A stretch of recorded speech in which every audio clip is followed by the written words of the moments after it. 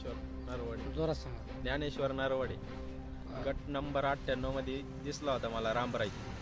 तिथून सरळ पळाला ते वाड्यावाड्यानी आणि गट नंबर 118 मध्ये जोगेश्वरीमध्ये गेला तिकडं. कधी दिसला होता तुम्हाला? रविवारी. रविवारी मागच्या रविवारी या रविवारी. या रविवारी. हां. काय वाघ होता का बिबट्या होता? बिबट्या का कुत्रा होता? नाही, बिबट्या होता. बिबट्या होता. किती लांबून पाहिलं होतं तुम्ही? मी भरपूर लांबून पाहिला तरी.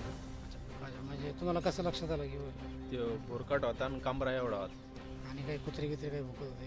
हां, कुत्रे पण भोकत होते. हां. तुम्ही काय करत होते तेव्हा? त्यावेळेस मी जनावराला ऊस आणत होतो. किती वाजता? 5 वाजता. सकाळी?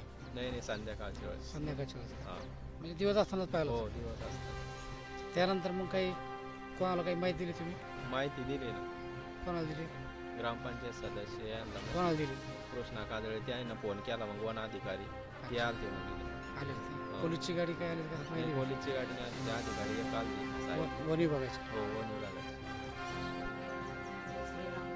जोरात सांगा. जय श्री रामनाथ जुबिले. काय किती वाजता तुम्हाला बिबट्या दिसला? कधी दिसला? 8:30 वाजता, रात्री 8:30 वाजता. कोणत्या ठिकाणी? रोडवर मी दररोज उभा असताना रोडवर चालला होता म्हणून बघितलं. पुढं इकडं? पुढं? तिकडं रोडवर कधी दिसला तुम्हाला? रविवारी संध्याकाळी. 8:30 वाजता. तुम्हाला कसं कळलं होतं?